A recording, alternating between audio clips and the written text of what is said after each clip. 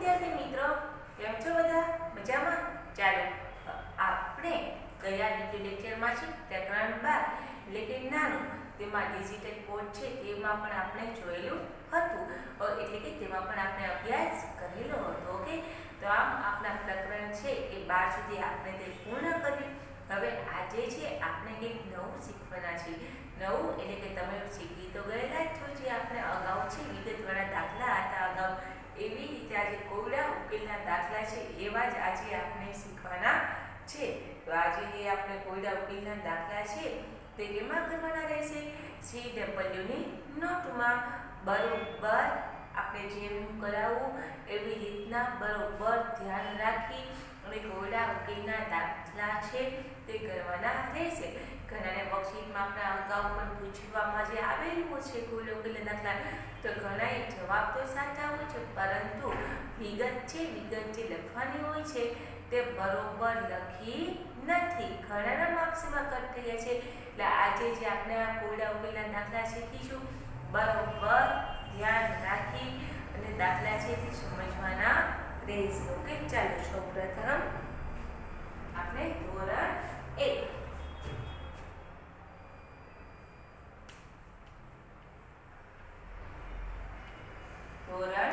1 વિષય ગણિત.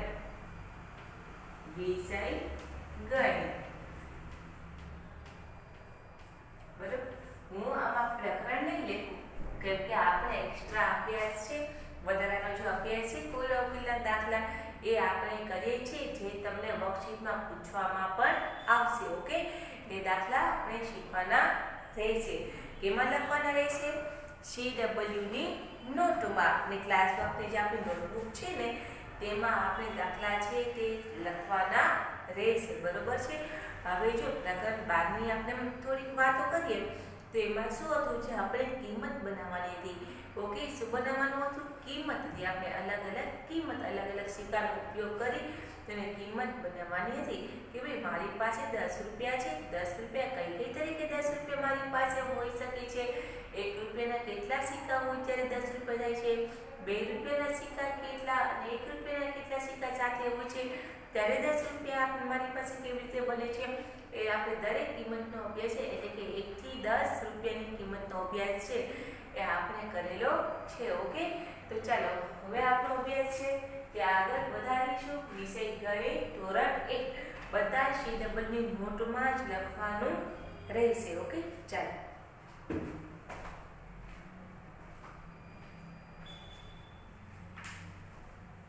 દાખલો પહેલો.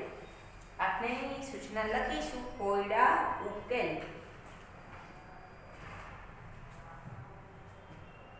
આપણે ગણિત અહીં હું લખીશ કોયડા ઉકેલ.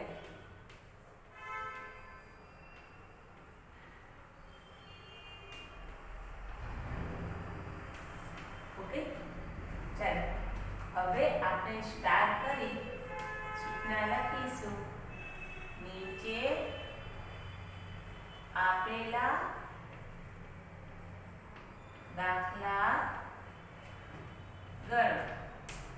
નીચે આપેલા દાખલા ગણો. ઓકે, ચાલો પહેલી રકમ છે મારી પાસે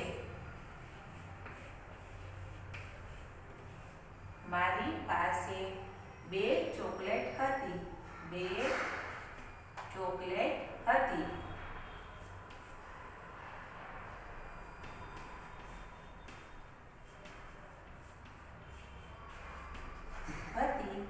મમ્મીએ મને 3 ચોકલેટ આપી. મમ્મીએ મને 3 ચોકલેટ આપી. કેટલી આપી? 3 ચોકલેટ આપી.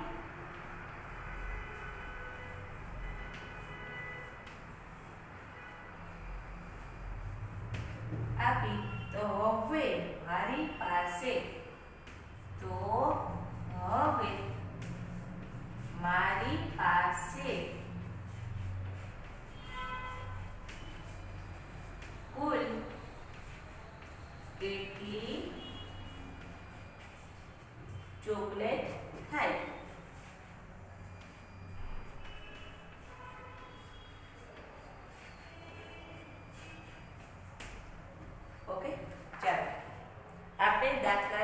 ગણવાની શરૂઆત કરીશું. હવે જો મેં તમને પહેલા પણ કીધેલું હતું કે ભલે આપણે ગણિતનો વિષય છે, હવે ગણિતનો વિષય છે, આપણે દાખલા સંખ્યા બધું જ લખતા આવે છે, પરંતુ ગુજરાતી વાંચતા આવડતું નથી. તો આપણે શું થાય, તો આ દાખલો છે એ આપણે ગણી શકીએ નહીં. એટલે બરોબર બધાને વાંચતા તો બરોબર સરસ મજાનું આવડવું જ જોઈએ. એક એક શબ્દ વાંચવો એવી રીતે નહીં, જેમ ટીચરે પહેલેથી બાળાક્ષરી શીખવાડેલ છે એવી જ રીતના વ્યવસ્થિત શીખવાનું રહેશે. એટલે બરોબર વાંચતા તો ફરજિયાત દરેકને આવડવું જ જોઈએ. ઓકે, જો આપણે વાંચતા જ ના આવડે તો આ રકમ છે એ આપણે કેવી રીતે વાંચી શકીએ છીએ રકમને, હે ને? ચાલો હવે આપણે શું કરીએ, નીચે આપેલા દાખલા ગણો, ઓરડા ઉકેલ. હવે જો આ રકમમાં શું કહે છે, મારી પાસે 2 ચોકલેટ હતી. મારી પાસે કેટલી ચોકલેટ હતી? 2 ચોકલેટ હતી. મમ્મીએ મને 3 ચોકલેટ આપી. 2 ચોકલેટ મારી પાસે હતી ને મમ્મીએ મને 3 ચોકલેટ આપી. તો હવે મારી પાસે કુલ કેટલી ચોકલેટ થાય? કુલ કેટલી ચોકલેટ થઈ બને થઈને? મારી પાસે જે ચોકલેટ હતી એ અને મમ્મીએ મને આપી એ બંને સાથે મળી કેટલી ચોકલેટ થાય? કુલ કેટલી ચોકલેટ થાય? તો આપણે શું કરીશું, સરવાળો. ઓકે, ચાલો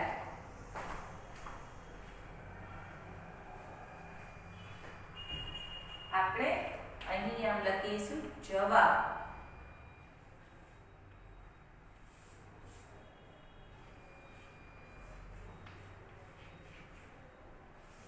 ચાલો શું કરવાનું, મારી પાસે 2 ચોકલેટ હતી. હવે આપણે કેવી રીતના લખીએ છીએ બરોબર ધ્યાન રાખવાનું છે. હું કેવી રીતે લખું છું એવી જ રીતે તમારે વર્કશીટમાં લખવાનું રહેશે.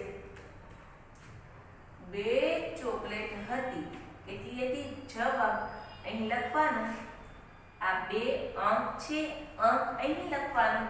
અને આપણે આ જે લીટી કરી છે ચોકલેટ હતી, કેવી રીતે હતી? તો મારી પાસે 2 ચોકલેટ હતી. લખવાનું 2 ચોકલેટ કોની પાસે હતી? તો 2 ચોકલેટ મારી પાસે હતી. 2 ચોકલેટ મારી પાસે હતી. મમ્મીએ મને 3 ચોકલેટ આપી. મમ્મીએ કેટલી ચોકલેટ આપી? 3. આપણે લખીશું અહીં 3 ચોકલેટ. ઘણા તો શું કરે ખબર છે, વર્કશીટમાં દાખલા લખીએ ને રીતે થોડા 2 ચોકલેટ 3 ચોકલેટ જવાબમાં 5 ચોકલેટ એવી રીતે નહીં. મેં કેવી આખી વિગત લખી છે, 2 ચોકલેટ મારી પાસે હતી. 3 ચોકલેટ કોને આપી? તો કે 3 ચોકલેટ આપણે કોને આપી? 3 ચોકલેટ મમ્મીએ મને આપી. 3 ચોકલેટ મમ્મીએ આપી.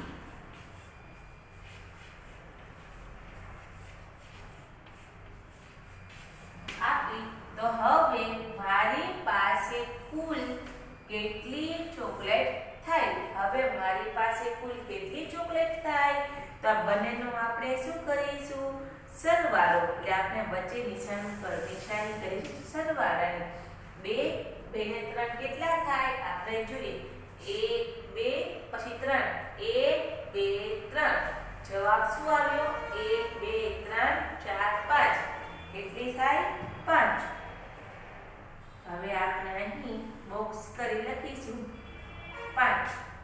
હવે 5 લખી પછી વિગત આપણે શું લખીશું, તો કે હવે મારી પાસે 5 ચોકલેટ થઈ.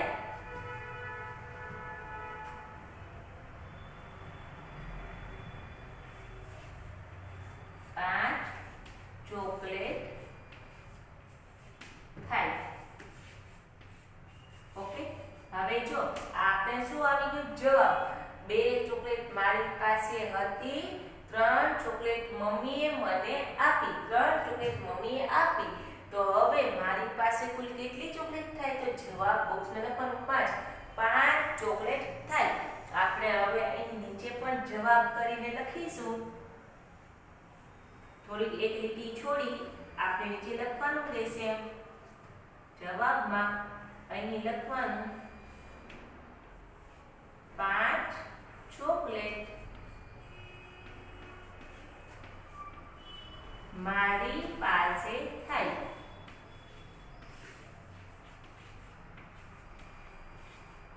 5 ચોકલેટ મારી પાસે થાય. બરોબર. જો હવે દાખલો છે એક વખત વળી પાછળ સમજી લઈએ. મારી પાસે 2 ચોકલેટ હતી. મમ્મીએ મને 3 ચોકલેટ આપી. તો હવે મારી પાસે કુલ કેટલી ચોકલેટ થાય? હવે જો આપણે રકમ વાંચી રકમ તો આપણે ડાયરેક્ટ જ કઈ આવી જાય કે આમાં છે આનો સરવાળો થશે અને રકમથી દાખલો ગણતા પહેલા રકમ છે બરોબર 2 વખત રકમ વાંચી લેવાની. કેટલી વાર? 2 વખત તો વાંચી જ લેવાની. ઓકે. પછી આપણે જે જો રકમ આપણે બરોબર વાંચી લઈશું તો આ વિગત લખતા છે આપણે વાર લાગશે નહીં. બરોબર સમજાઈ જશે. હવે આપણે લખો જવાબ 2 ચોકલેટ મારી પાસે હતી. પછી 3 ચોકલેટ મમ્મીએ આપી. 3 ચોકલેટ કોને આપી? આપણે મમ્મીએ આપી.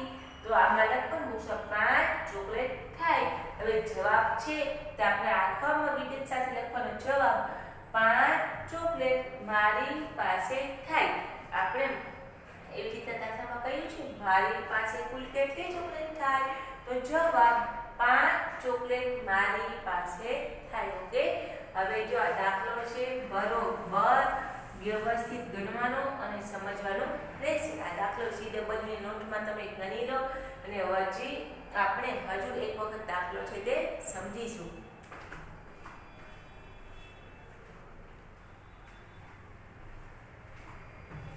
ઓકે. ચાલો હજુ એક વખત સમજી લઈએ દાખલો. જો મારી પાસે 2 ચોકલેટ હતી. તમને એમ થશે કે આ ટીચર તો શું વારંવાર એક ને એક જ દાખલો સમજાવતા હશે, પરંતુ હું એટલા માટે સમજાવું છું કે મેં વર્કશીટમાં દાખલા છે તે ચેક કરેલા છે. એમાં બધાના અમુક લગભગ ને તો માર્ક્સ કટ જ થયા છે. હું એવું નથી કહેતી કે બધાને કટ થયા છે. અમુકને તો પૂરા માર્ક્સ આવ્યા છે, પરંતુ જેને માર્ક્સ કટ થયા છે, માર્ક્સ કપાના છે, એટલે બરોબર ધ્યાન રાખવાનું છે. એવું નહીં સમજી લેવાનું કે ભાઈ મને આ કોયડા ઉકેલમાં વિગતવાળા દાખલામાં પૂરેપૂરા માર્ક્સ આવ્યા છે એટલે હું નહીં સાંભળું નહીં સમજું તો ચાલશે, એવું રાખવાનું નહીં મનમાં. બરોબર હજુ એક વખત આપણે સમજી લઈએ. ઓકે. ચાલો મારી પાસે 2 ચોકલેટ હતી. મમ્મીએ મને 3 ચોકલેટ આપી. તો હવે મારી પાસે કુલ કેટલી ચોકલેટ થાય? હવે જો 2 ચોકલેટ હતી. હવે કોની પાસે 2 ચોકલેટ હતી? તો કે મારી પાસે. આપણે વિગત દર્શાવવાની 2 ચોકલેટ મારી પાસે હતી. ઓકે. મેં તો આપણે અહીંયા લખી ગયા છીએ. અંક છે અંક તેને આગળ જ લખવાના. ત્યારબાદ 3 ચોકલેટ મમ્મીએ આપી. મમ્મીએ મને 3 ચોકલેટ આપી. મમ્મી મને 3 ચોકલેટ આપી. 3 ચોકલેટ મમ્મીએ આપી. તો હવે મારી પાસે કુલ કેટલી ચોકલેટ થાય? જવાબ 5 ચોકલેટ થાય. હવે અહીં આપણે જવાબ છે બરોબર વિગત સાથે લખવાનો. જવાબ 5 ચોકલેટ મારી પાસે થાય. ઓકે. ચાલો આ દાખલો છે તમે ગણી લેજો. એના પછીનો દાખલો છે એ આપણે જોઈએ. દાખલા નંબર 2.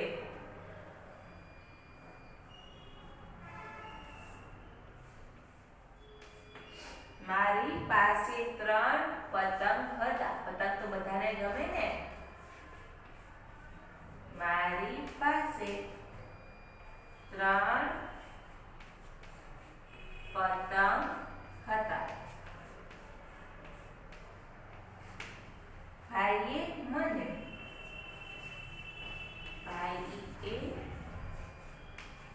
મને 3 પતંગ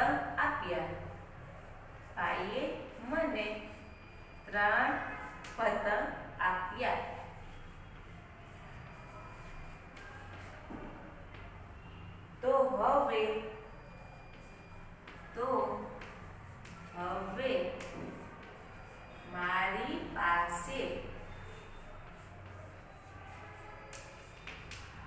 કુલ કેટલા પતંગ થાય?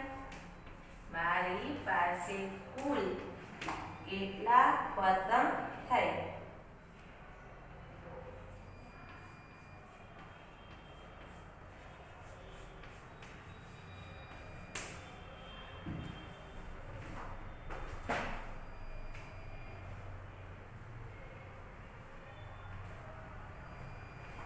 ચાલો હવે આપણે દાખલો ગણીશું. મારી પાસે 3 પતંગ હતા. ભાઈએ મને 3 પતંગ આપ્યા. તો હવે મારી પાસે કુલ કેટલા પતંગ થાય? પતંગની વાત આવે એટલે આપણે શું થાય? ઉત્તરાયણનો તહેવાર યાદ આવે કે જે તો બધાને ગમતો જ હશે. બરોબર ને? પતંગ છે તે આપણે ક્યારે ચગાવીએ છીએ? ઉત્તરાયણના દિવસે, હે ને? ચાલો હવે આપણે જોઈએ દાખલો. જવાબ હવે જો પહેલા શું કરશું? મારી પાસે 3 પતંગ હતા. આપણે આની નીચે આને રેન કરી દેવાની એટલે આપણે ખ્યાલ આવે. 3 છે, 3 એ આપણે અહીં લખી લઈએ. 3 પતંગ હતા અથવા 3 પતંગ મારી પાસે હતા.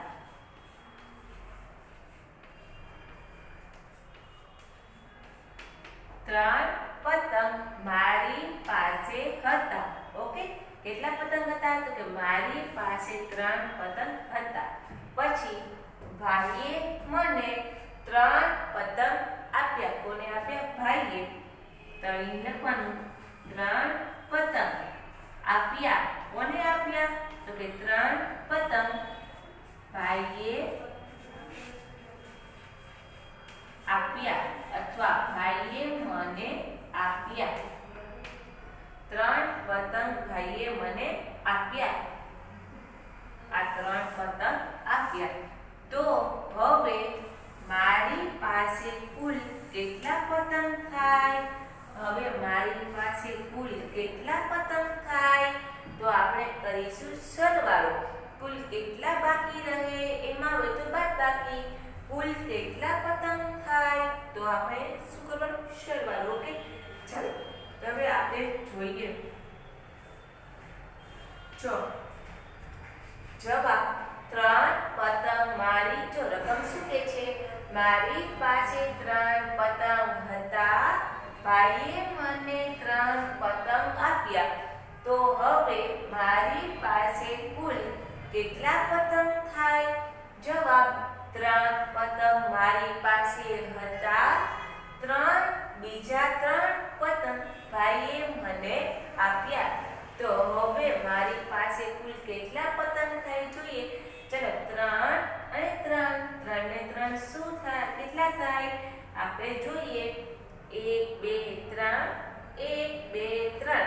હવે 3 અને 3 મળી કેટલા થાય જોઈએ. 1 2 3 4 5 6. કેટલા થાય? 6. જવાબમાં લખીશું 6. 6 પતંગ થાય. કુલ કેટલા પતંગ થાય? જવાબ 6 પતંગ થાય. ઓકે, આ જવાબ લખ્યો. બીજી રીતના આપણે જવાબમાં શું લખીશું? જવાબ આપણે લખીશું. તો હવે મારી પાસે કુલ કેટલા પતંગ થાય? લખવાનું જવાબમાં મારી પાસે 6 પતંગ થાય. 6 પતંગ થાય.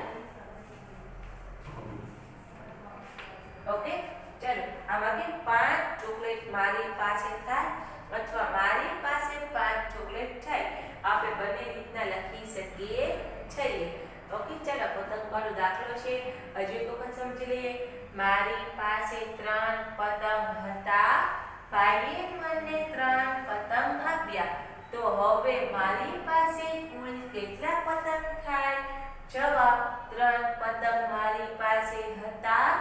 3 પતંગ ભાઈએ મને આપ્યા અથવા ભાઈએ આપ્યા તો 6 પતંગ થાય. કુલ 6 પતંગ થાય. જવાબ મારી પાસે 6 પતંગ થાય. ઓકે, ચલો દાખલો તમે નોટમાં ગણી લો.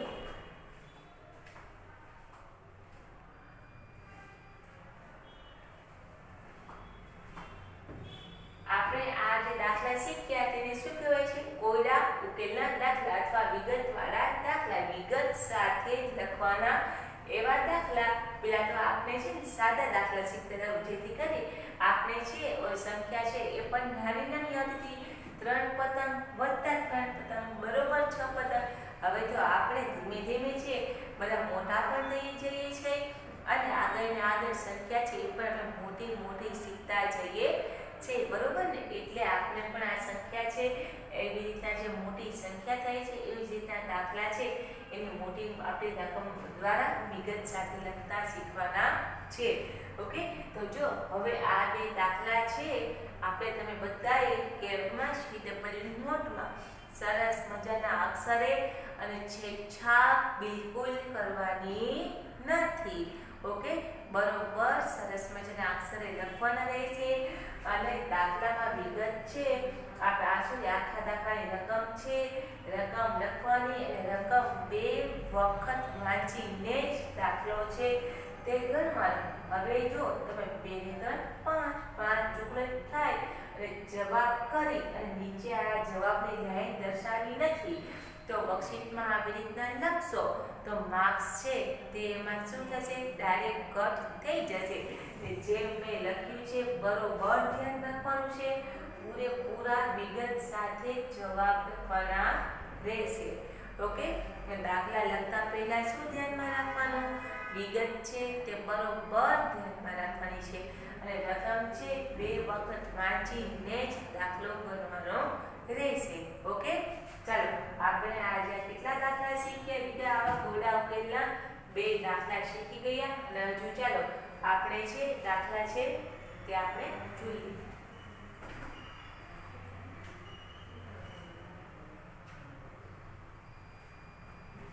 હાલો, હવે ચાલો વિદ્યાર્થી મિત્રો, હવે આપણે આગળનો એક જે બીજા જે દાખલા છે આવા કોયડા ઉકેલના તે આપણે આવતા વિડિયો લેક્ચરમાં શીખીશું. ઓકે, અને આજે જો તમારે આ બંને દાખલા છે નોટમાં છે ગણવાના રહેશે અને પાછા આ જ 2 દાખલા છે ઘરે તમારી જે રફ બુક હોય છે, રફ નોટ હોય છે જે તમે બનાવી જશે એ રફ નોટમાં દાખલા ગણવાના રહેશે. અને આ 2 દાખલા છે તમે હોમવર્કમાં હું આપું છું. અને જો અને ગણિતની નોટ આપણે જે બધાની નોટ બનાવી છે ગણિતની નોટ બધાની નોટ છે બરોબર બનાવવાની રહેશે. અને આ નોટ છે હું ગમે ત્યારે છે તમારી પાસે ભલે એમ લાગતું હશે કે ટીચર ક્યાં સાથે છે એને શું ખબર છે લેસન કર્યું કે નહીં, આ નોટનું કે કેવી રીતે બનાવી છે કે નથી બનાવી, પરંતુ એમ મનમાં રાખવાનું નહીં કેમ કે નોટ છે એ ગમે ત્યારે ચેક કરાવવા છે મંગાવી શકીએ છીએ. ઓકે, એટલે બરોબર નોટમાં તો બધાએ નોટ તો બધાએ બનાવવાની જ રહેશે અને જે લેસન આપવામાં આવે છે એ પણ તમારે બધાએ ધ્યાન રાખવાનું જ રહેશે, કરવાનું જ રહેશે. ઓકે, તો ચાલો વિદ્યાર્થી મિત્રો આપનો વિડિયો લેક્ચર છે તે હું અહીં પૂર્ણ કરું છું. બધા જ વિદ્યાર્થી મિત્રોને હરિઓમ.